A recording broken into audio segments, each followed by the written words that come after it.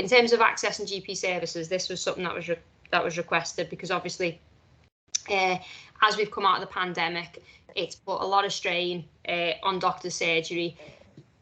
I will bet money on every one of you in this room has had to wait for a GP appointment or has had difficulty at some point in accessing a GP appointment.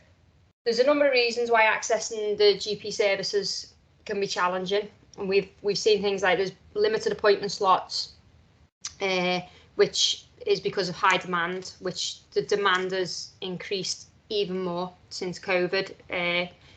Demand's gone up, but also, as we know, the number of GPs who are working in the system's also gone down. So, you know, there's just a limitation on who they can see.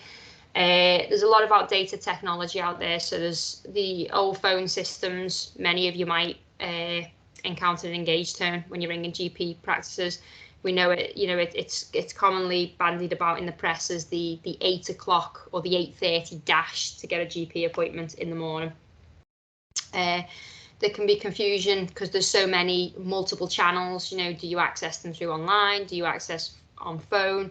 Or, you know, can you make an in-person booking? I'm not sure if any of you can actually make an in-person booking. I know in GP practices in this area, they absolutely will not accept you walking up to the desk and asking for a GP appointment.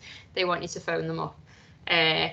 And then, you know, a bit of a lack of information as well. So there's, you know, unclear guidance on when and how to seek, you know, alternative access to the likes of pharmacies, walk-in centres, and that sort of thing. So this is just a really brief overview on, you know, what patients can expect and, you know, how to try and effectively access GP services. So, as we said, some of the challenges, long waits on phone calls. I'm pretty sure everyone's probably sat in a queue at some point if you've not had the engaged tone. Huge difficulty in booking same-day appointments, and as we just discussed, limited information on alternative routes for help. So in May of this year, the government produced a paper on how they were going to improve access to GP services. So this was as we come out of the pandemic. They made 240 million available for GP practice to invest in technology. So this technology should improve, theoretically, the way GP services run.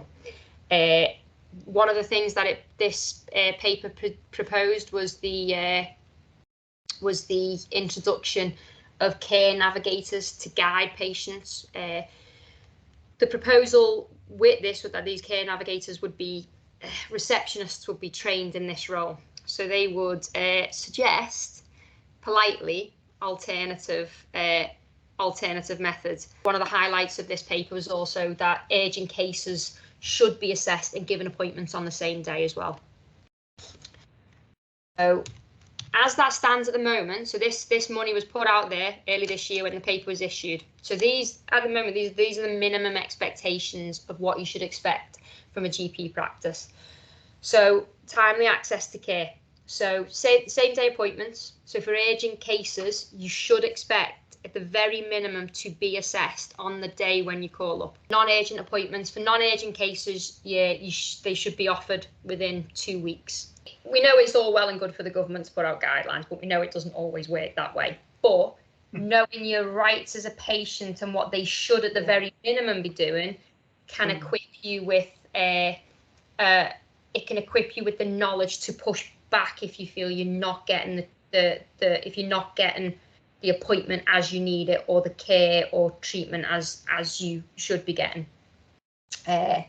So one of the other things you should expect as a minimum from your GP practice is clear communication channels, which we know, again, that's not always there, but it should be at the very minimum gradually phasing in. And I'm sure many of you have started to see that your GP practices have got online booking systems now, or eDoc as they'll be commonly referred to, or other things where you'll be sent to them and you can access them, and you'll put in all your details, and you can request an appointment. You can tell them what the problem is, and that should be dealt with fairly quickly. It's normally about 24 to 48 hours, and you should get a response with either an appointment or a follow-up from there.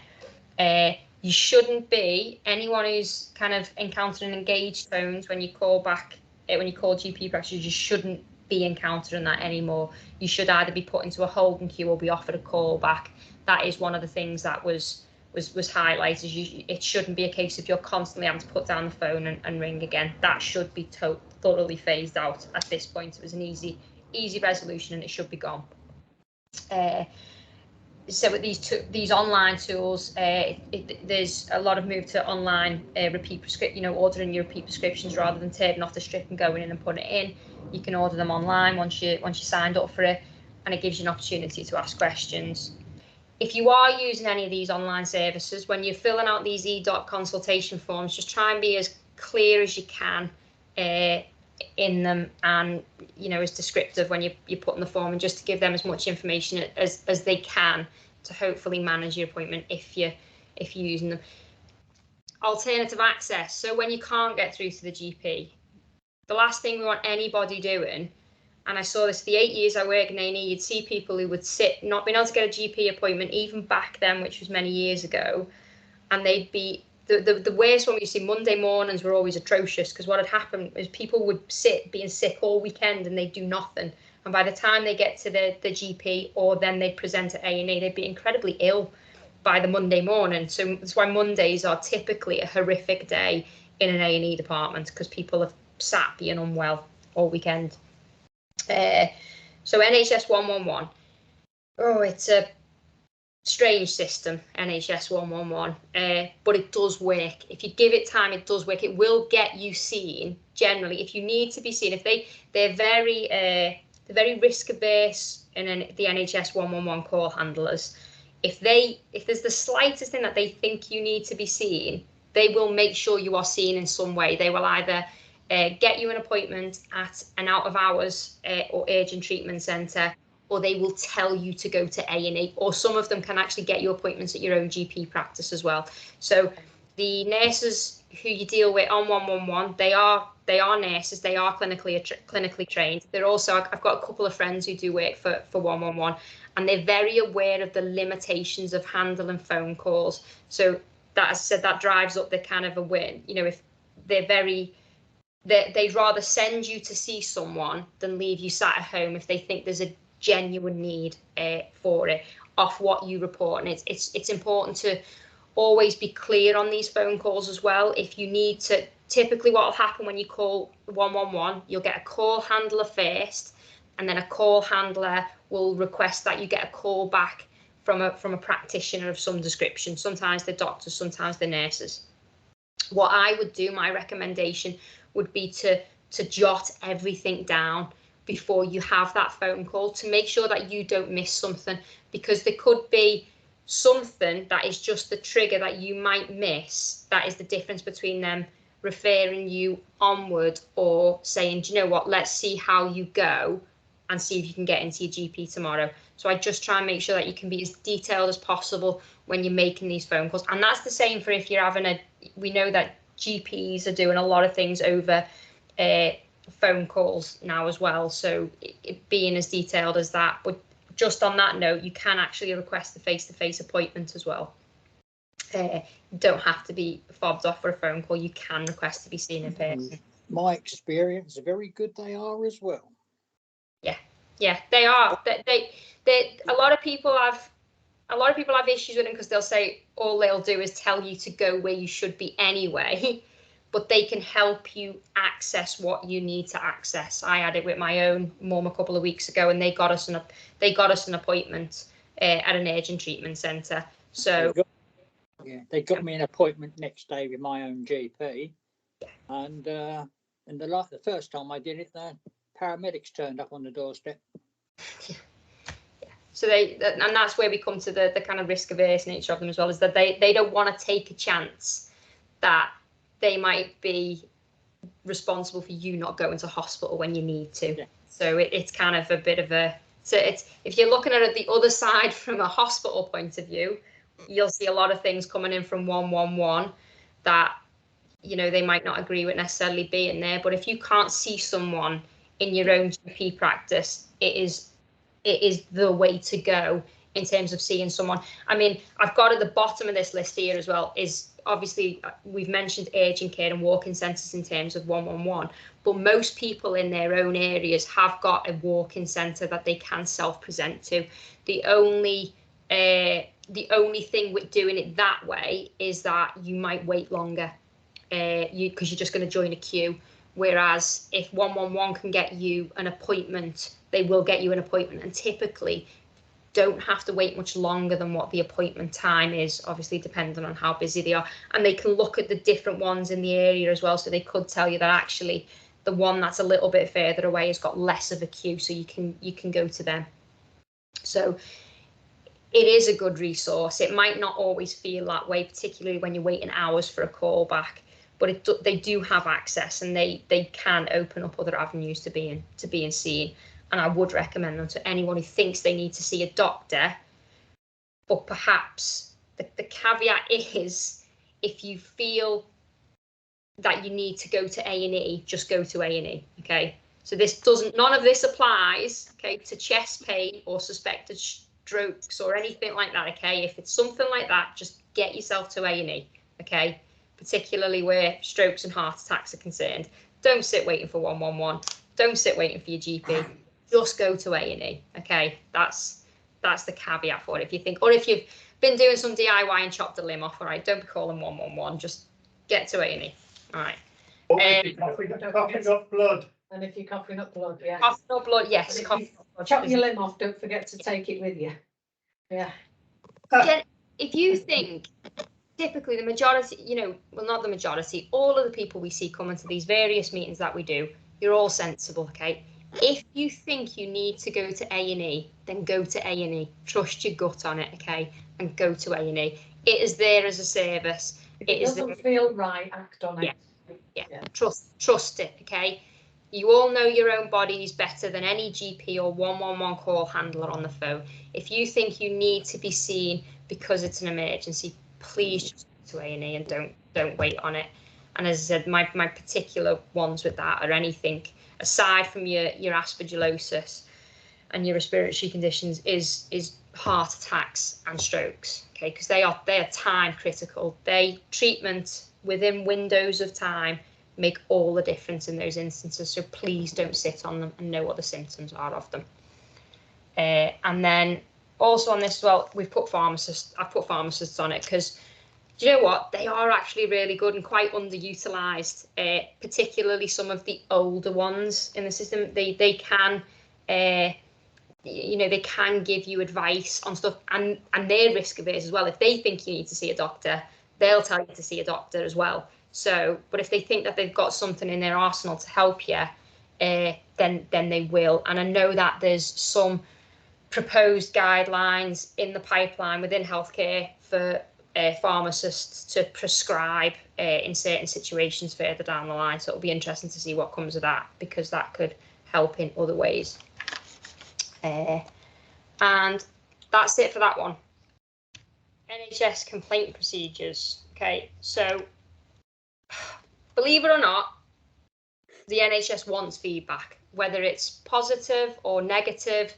It helps in improving the services that we access and that are out there.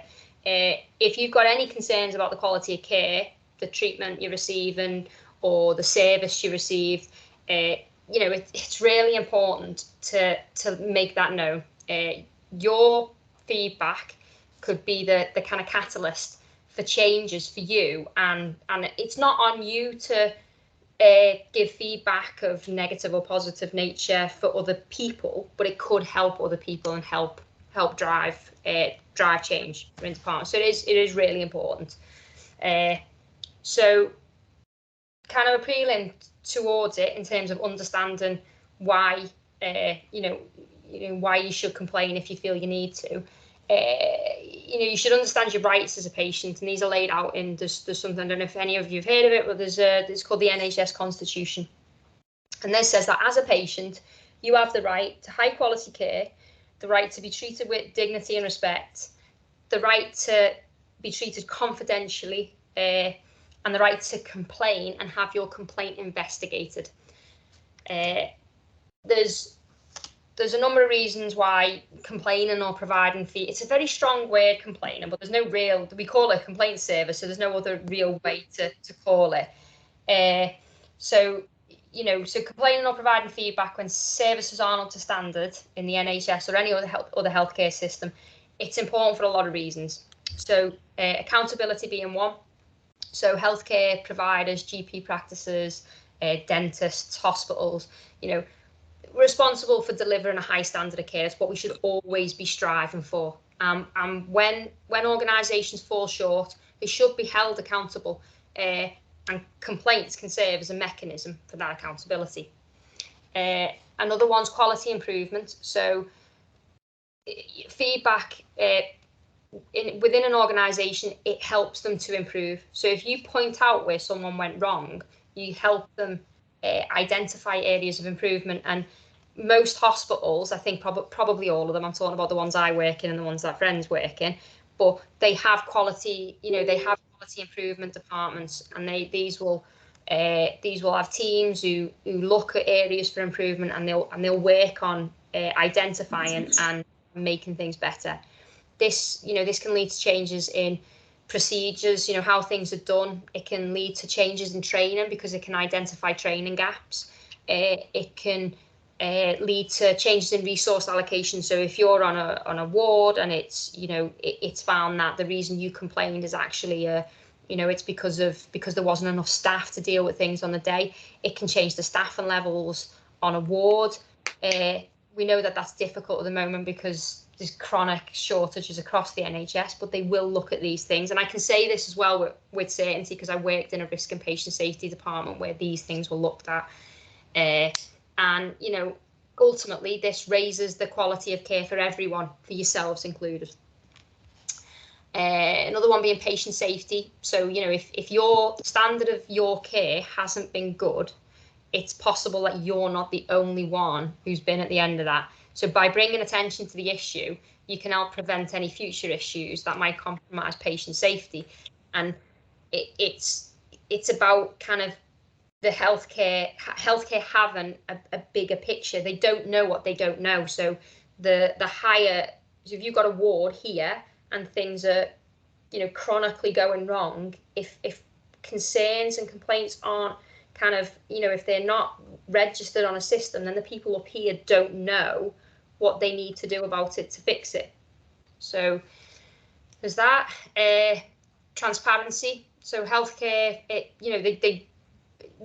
one of the things that we talk about being it's in a lot of hospital values and their mission statements is to be transparent about their successes and their failures, and complaints help inform that data, and that helps the public and the organisation itself understand how well it's performing. So that's kind of, that data's fed through to the CQC, and that's where you get your ratings on hospitals. Now a lot of that's in question at the moment about how it works, but they do come in and they look at all that, and it does shine a light on how trusts are operating or GP practices, and it informs patient choice as well.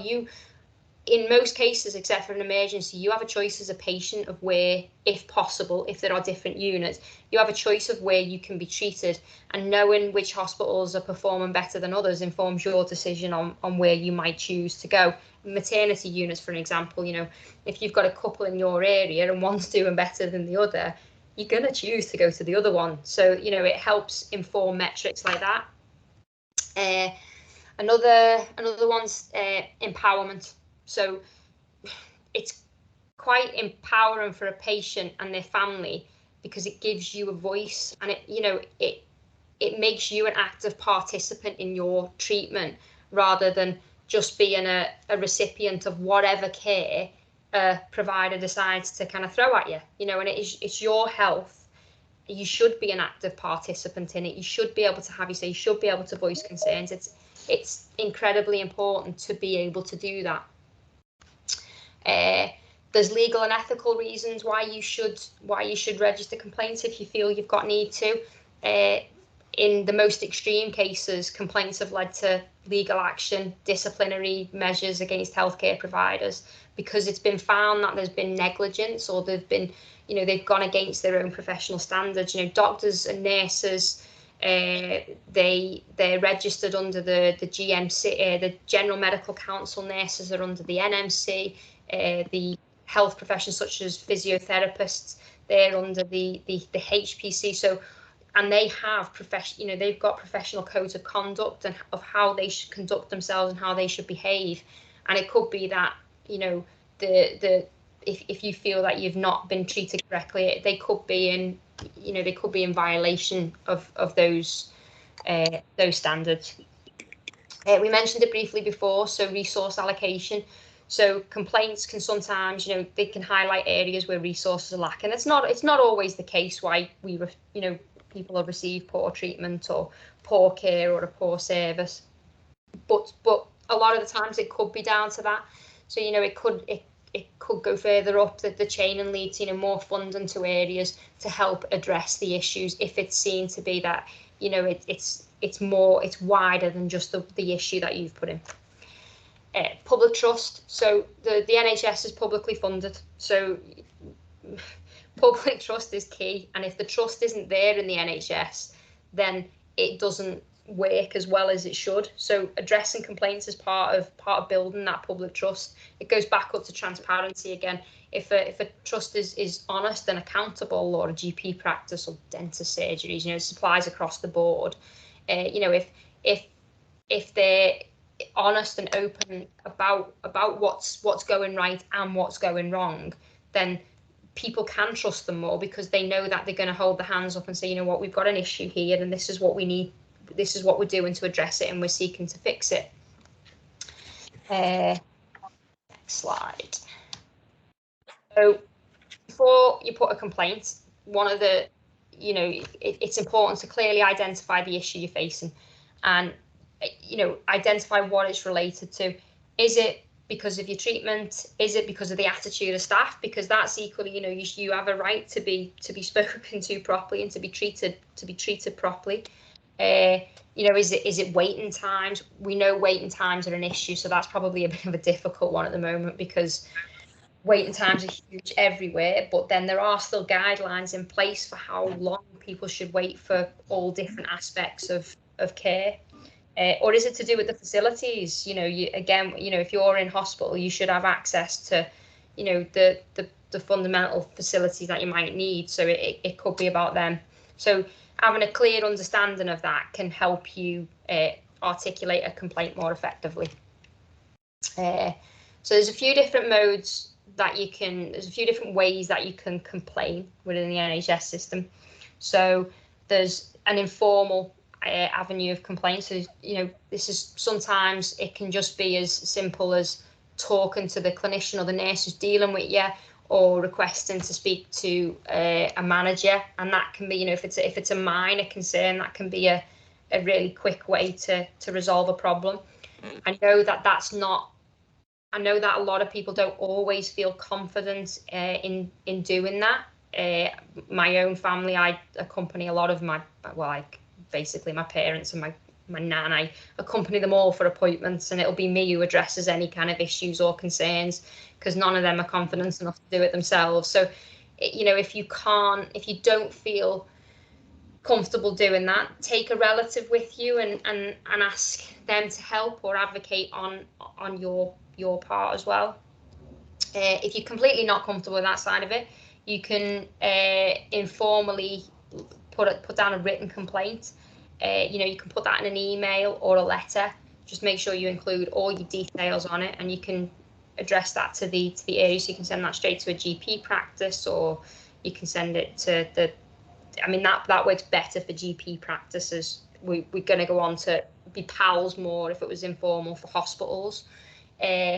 So PALS is the Patient Advice and Liaison Service. So most hospitals have got a PALS desk within them somewhere. If they haven't, it'll be online, and you can contact them online. And they're a bit broader than a lot of people think. They're not just about complaints. So they can help you with any health related questions. So if you're not not sure about your treatment, you want more clarification on, they can help you seek that out. They can help you resolve any problems or concerns. They can provide you guidance on how you can be, you can inform your own care more. And they can give you general information about the NHS, the complaints procedure, and they can provide you with information about support groups outside the NHS. So in terms of us here at the National Aspergillosis Centre, parts of that are what we do here within this team.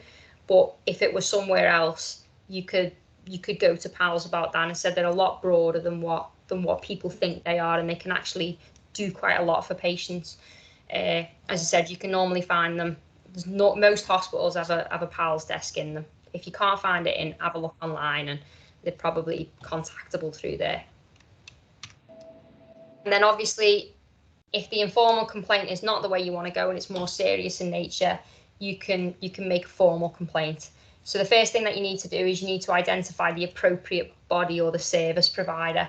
So you can direct these complaints to the chief of the hospital or to the commissioning board. So there's, as I said, it's quite who you would contact, very specific to different trusts. So what you'd have to do is you'd have to look online to see who you should be contacting. As I've said, there's also going to be there'll be an article on the website about this, which I'll link to in the newsletter as well. So that'll have details about where you can find out this information, and it will point you in the direction of where you need to go. Because it's different for hospitals to it is for GPs or dentists. So we discussed it last year, we did a presentation on ICBs or integrated care boards. So they're the local bodies responsible for primary care services. And they're where you could go with a formal complaint.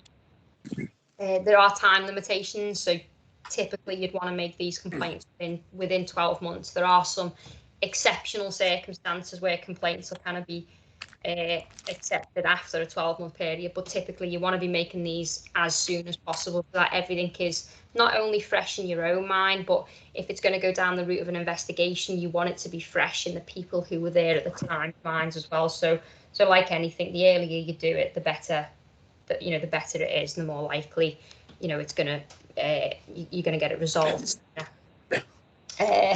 So as I said, if the informal channels or PALS don't resolve the issue and you make a formal complaint, the procedure is you issue that complaint in email or by letter within 3 working days. This is laid down in the NHS government guidelines, is that you should within 3 working days receive an acknowledgement of your complaint, and then they should outline in that what they're going to do and offer to discuss how it will be handled with you.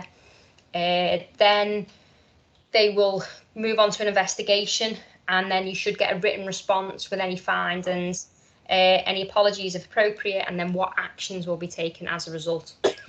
If at the end of all that you weren't happy with the process and what had happened, and you weren't happy with the resolution of it, there is another option, and you could go to the Ombudsman, which is the Parliamentary and Health Service Ombudsman. So you would go to them and put it into them. They've got a website where you'd go and you'd put your complaint to them, and then it'd be looked at by them. So that's it from that side of it. Just to summarise, the thing with complaints is they do have to be constructive, specific, and based on facts to be most effective. It's really difficult, but sometimes we have to remove the emotion from it. It's healthcare, and typically if you're feeling in a position that you need to complain, even formally, you're probably going to be very driven by, I'm going to go with probably anger, because you feel that you should be treated better, and that's absolutely understandable. And I think the majority of us will have probably been there at some point, but you do have to take a step back and try and remove that anger from it a little bit, and be clear and make sure that it's facts, because the anger won't get us anywhere, even if we put it in paper or an email. So it's about being constructive and making sure we do it properly, and make sure it goes through the proper channels and in line with the procedures of the organisation. And that is it. It is important. I know a lot of people don't want to do it, and I understand that from both sides. I understand that from the NHS side and from a personal perspective, but it's not it's not just about, oh, complain because it wasn't right. It's the effect of what that complaint can do. It can make changes, and I have seen complaints make changes. And you know what, to be honest, you probably only have to open the news as well, or have a little deep dive through it to see where people, you know, something that has happened has triggered further investigations, or it's been, you know, it's been more systemic or widespread problems. And it's not, you know, touch wood, the majority of people won't have to put in a formal complaint about anything, but if you feel that your care hasn't been good, then please do it. The NHS, we are under-resourced, we are understaffed, we are chronically falling apart at the seams, but that is no excuse for poor care. We should all still be doing the absolute best we've got with what we've got. There are some times where you will wait long, you'll go to an A&E department and wait 12 hours to be seen, and that's kind of is what it is right now. That they are literally doing the best with what they can. A complaint won't do anything in that circumstance because it's all over the news that you know that's what it is. But you should still receive good care, you know, be treated with dignity and respect. And there are some guidance in place in terms of other waiting times for other things that you shouldn't be waiting for. I'm done. Graham, unless anyone's got any questions. No questions? Good. I'll let you go next, Graham. Tremendous effort that was, Laura. Take a breath. I'm getting a bit hot in this conservatory now. It's hard to pull. Hang on, it wants me to sign in again. Has anyone ever put a formal complaint in to the NHS or any kind of healthcare organisations? Anyone ever put a formal complaint in? Informal complaint, sorry. Any kind of complaint? Anyone? I've been told by my wife that I did put in a complaint. He did, but I can't remember. It was when he was in hospital, but it's that long ago. I can't remember. But we certainly got a reply within so long, and things were sorted out. Good. Yeah, I can't remember what it was. I just remember I was really shocked that he did. Yeah. The thing is, I only vaguely remember it, but what you have to remember is when somebody goes into hospital, certainly in my case, I only went into hospital when I was really poorly. And when you're really poorly, in my case, I always had a short temper. I'd soon lose my temper because I'd be either have a tremendous temperature or feel really under the weather, and consequently I'd have a really short temper. So if things went wrong, the worst time for them to go wrong was when I initially go into hospital. And I think that's what it was. I vaguely remember I asked for aspirins because I had a screaming headache, and I waited 5 hours for aspirins. Eventually, I rang my wife up and told her to come into hospital with a packet of aspirin. Paracetamol. And that was the only way I got things done. And that's the only time I can remember complaining. But it was because I was so poorly. But you shouldn't have waited 5 hours, even if you No. You shouldn't have waited. Ended up in actual. I rang the ward and said my husband has been waiting in room whatever. He just arrived and they put him in a side ward and then forgotten he was there. He'd not had a drink, nothing. 5 hours. So I complained to the nurse on the desk, and seemingly they scurried along fairly quickly then. And that's not. That's not acceptable because No. it's just not. There's no reason, because once you're there, we shouldn't be forgetting about people. No. You know, it's just nothing. Fortunately, it was because I was really poorly. So just for anyone on this meeting as well, I'm sure not just me, but I'm sure all of us, always happy to, if you're not sure about any aspect of your care, not just with us, I'm always happy to talk through anything with anyone. If you're not sure, you know, is this, should I or shouldn't I? Sometimes it's not always clear. Sometimes you don't know what's just a service under pressure or what's not acceptable. It's not always clear. It's like that whole you know, is my current illness urgent or is it not urgent? I'm not clarifying any of that. You can definitely use 111, but I'm always happy to kind of, you know, talk through bits with people. I'm going to let Graham move on to his COVID talk at the moment because it is rearing its ugly head again. So I'm sure there'll be many questions. Can everyone see that elaborate slide Yeah, with the wrong date on? Okay. yeah. This is the same slide I've been using all year. So there we go. So every month we seem to say COVID's going to go away. And then we have to backtrack. This was on the BBC website earlier this week. They're bringing forward the winter booster jabs in England for a particular reason, and that's what I will I'll give you more details on now. So, numbers of infections in the UK. This is the Zoe Health study, which is worked from people's smartphones, and they type into the app and say, I've got COVID. And there's about 3 or 4 million at the height of the pandemic. We're doing this, so we got these really nice, this really nice data, which was verified and followed, was ahead of official government data. So these are pretty good. This is pretty good data. And at the end of July, we were about here, and we dropped and dropped, and this was the lowest point, one of the lowest points since the start of the pandemic of numbers of infections.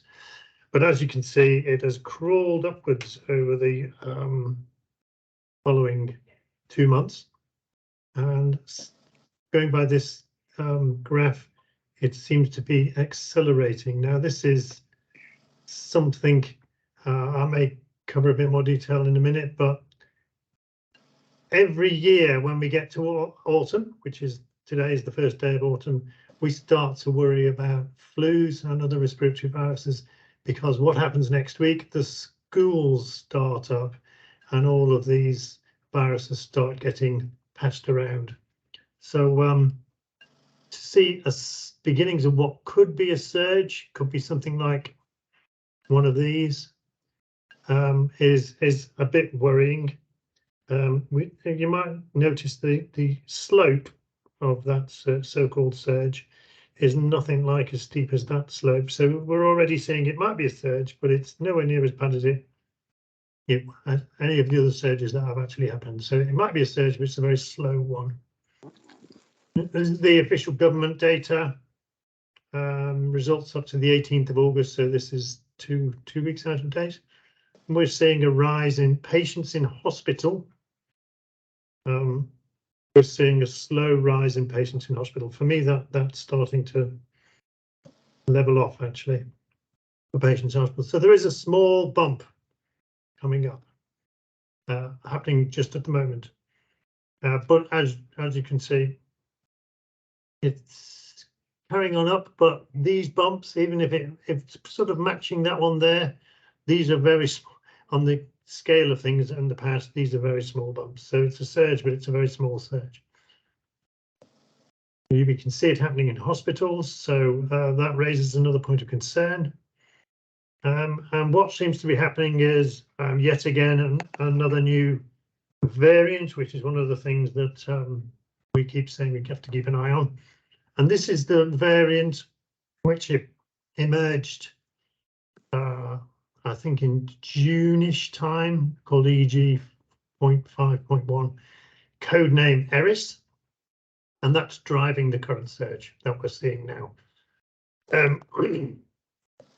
So we can see why there's a surge, but there is also some concern about a further new variant called BA.2.86, which has been named Pirola for reasons best known to the people who give these things names. that's been hanging around for a few months, and I'll talk about that a bit more in a minute. Seems to be slowly increasing. It's not causing the current surge, but it's out there, and we're worried about it. Yesterday, or day before yesterday, the Department of Health and Social Care and the UK HSA, Health Security Agency, issued a statement on the risks presented by this new variant here, because there's lots of mutations in the, what you might remember is called the spike protein. It's very similar to how the Omicron variant arrived. So we don't think it's going to be anything like as bad as Omicron was about this time last year, but it's out there and we need to take protective measures. They've decided to order, because of this new variant, order preemptive measures. The NHS to take preemptive measures to head this off at the pass before it affects too many people. Harris, there we go. It was originally flagged as a concern in July. It was around before then. We think this surge is related to, surprise, surprise, poor summer weather, of which we've had plenty. Even in Manchester, we've had plenty of bad summer weather this year, since about July the 3rd, actually. Plus, for the majority of us in the UK, there hasn't been a vaccination for 18 months. So the immunity coming from those vaccinations is starting to wear off. Yeah. For the more vulnerable people, there have been booster jabs. There was a booster jab last autumn and there was a booster jab this spring. So they will already be protected from this wearing off of immunity. Like I've just said, we're going into autumn, schools open up. And what we will expect to see is a surge of winter viruses, all the usual winter viruses, and the one we immunise against is common, so-called common flu, which we expect, you quite often expect to peak around sort of December, January, but it starts building up in the autumn. And COVID is probably going to have a similar dynamic now and in the future. On this third. At the moment, so this was, I think this was August actually, but it's about 5 weeks out of date. This virus was the most prevalent, the second most prevalent virus in the UK. 14.6% of the infections were of this virus, and that was 4 or 5 weeks ago. So you could expect that to be in excess of 50% now, but we don't have the accurate figures. At the time, the US, it was already ahead of us with 20.6% of infections. So that's where the surge is coming from. This new variant is affecting a lot of people, but it's not putting a small number of people in hospital, but nothing like the worst of this pandemic at all. It's very, very minor. Usual symptoms. Eris is just a strain of Omicron. It's another variant of Omicron. And the symptoms to look out for, just for reference, because there are about, going from that graph, about 1 in 70 of us have this infection at any one time at the moment. So there's a lot of it about, plenty of potential for catching this.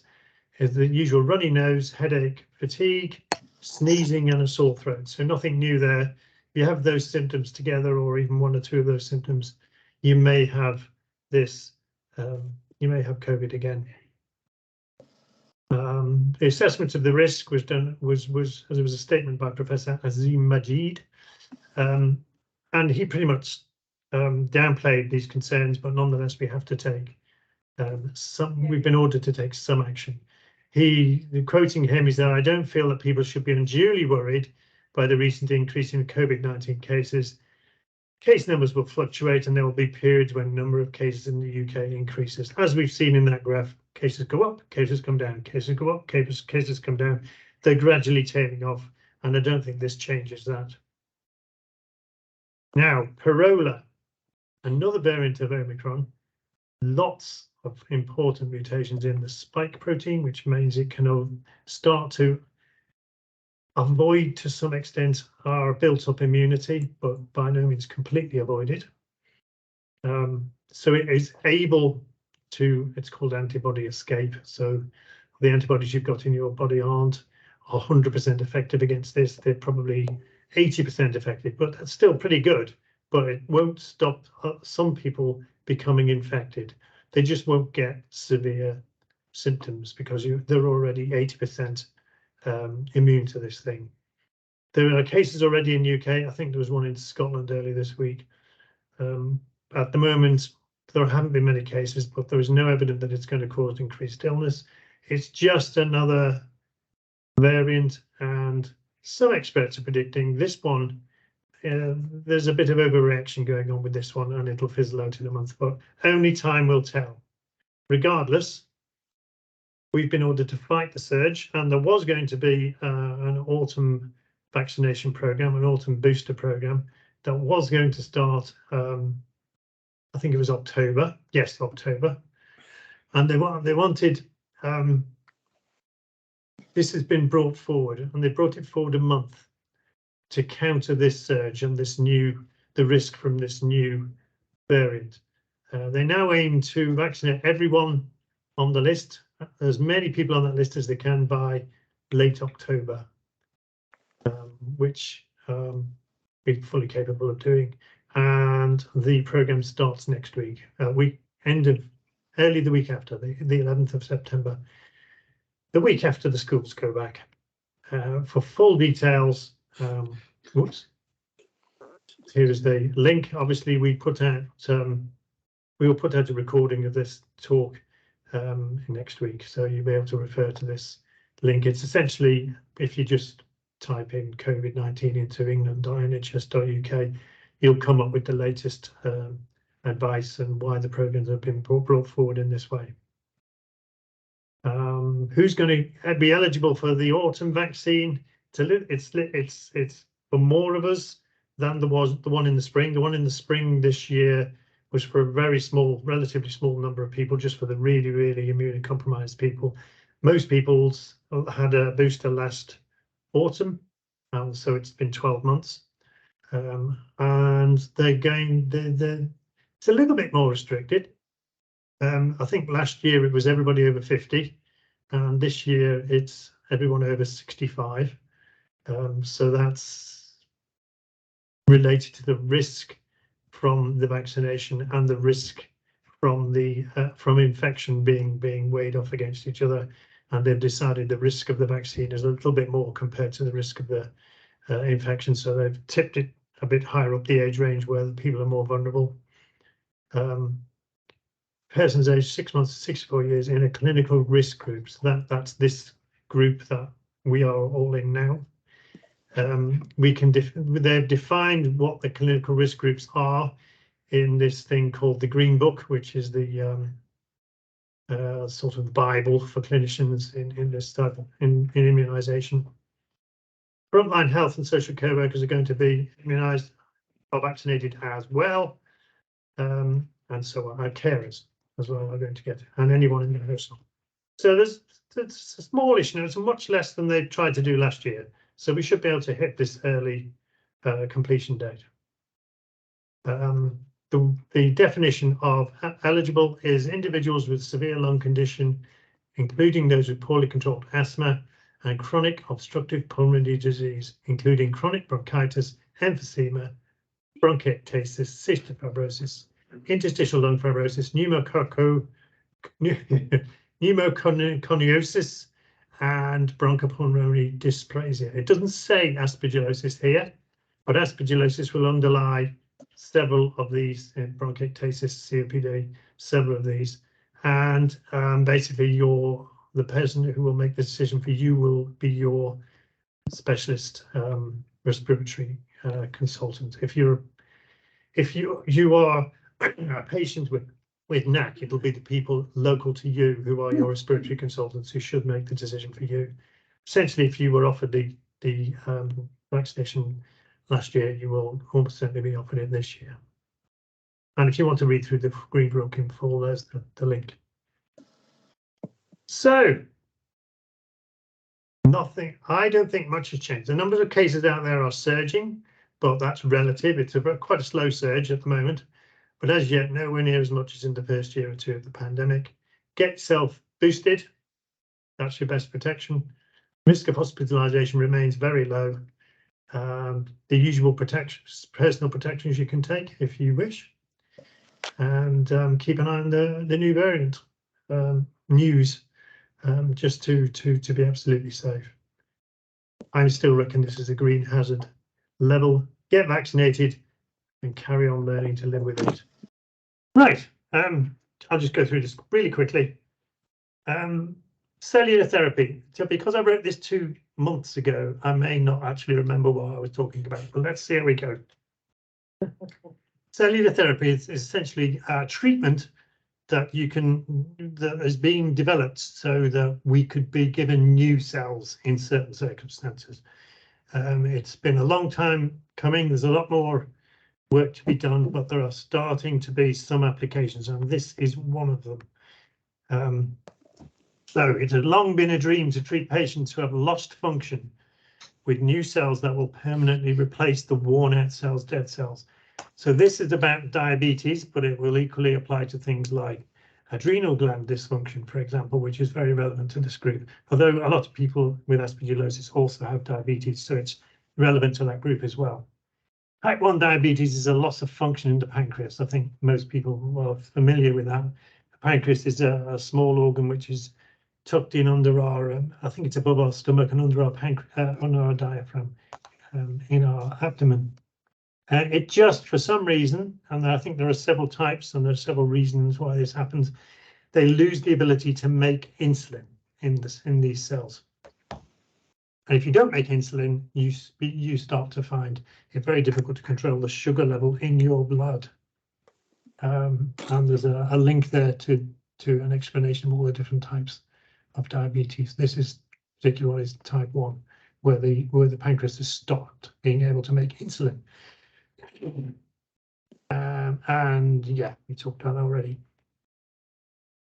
There's a nice YouTube video, but we haven't got time, so not going to do that. Too much glucose in your blood is harmful. I think most of us should be familiar with that concept. If you've got too much sugar in your blood, you start to modify your proteins by a process called glycosylation, and that can change the characteristics of your protein and change what the things they're supposed to be doing. For example, it can change the proteins in your eye to adjust your eyesight to make it harder to see. That's just one application. So we'd like to be able to control glucose in our blood. For a long time, we've been treating this by giving artificial insulin. This isn't a perfect replacement for a properly functioning pancreas. Many people struggle to manage their diabetes. Obviously, if you're injecting yourself every day, it's not very nice at all. And it doesn't work for everyone. So just move this box out of the way. Yeah, some people with type 1 diabetes struggle to prevent high blood sugar levels. Okay, it's bad. Let's just that's the take-home message. It's not good. Right. Can we repair pancreas? Yes, we can. The US FDA has, on the 28th of June this year, approved the use of the very first cellular therapy for diabetes. Lantidra is an infusion of healthy pancreatic cells that travel to the pancreas and repopulate it with insulin-producing cells. In clinical trials, 70% of the people who've received these infusions no longer needed to take insulin for more than a year. This is a huge step forward in treating illnesses like this. This is an amazing advance. 30% of these patients needed no insulin for over 5 years. So this is incredible. I'm not clear how this is being done, because normally what would happen if you were injected with somebody else's pancreatic cells, your body would react against them and kill them.